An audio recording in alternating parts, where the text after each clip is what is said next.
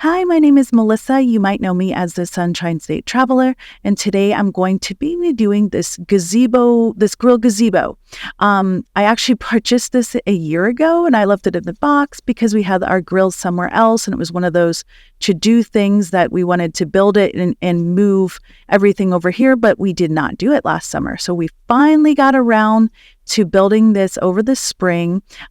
We haven't finished completely as we want to level the back. My yard kind of slopes a little bit, so we want to add some dirt and level the back so it's not tilted. But the main reason why we purchased this was to protect the grill a little bit more. This is a really nice grill. We live in Florida and it is blazing hot, sun constantly on it.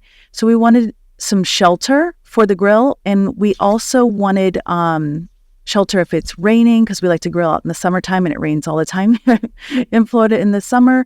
And we also wanted to be able to hang a light so that in the evening time, starting to get dark, we could still see. So that's why we purchased this. We've had it up now for 2 months and I love it. It matches our decor. We have the khaki color up here. It took my husband and I, you could do it by yourself, but it took my husband and I about an hour and 15 minutes realistically to assemble this. One person can assemble it on their own. We did it together. Couple of the features that I really like is we have small sides to the grill. So when we bring up the food, there's not enough room for utensils and whatnot. So this is really nice because it has utensil hooks here. Of course, it has the trays on the side that you can place things.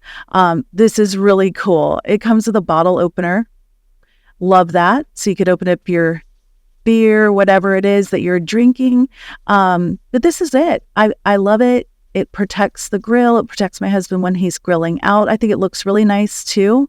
It's really sturdy, very sturdy. In fact, I could probably hang from this, but as you can see, it's not moving. We do have it wedged between the fence here and the deck, but it is extremely sturdy.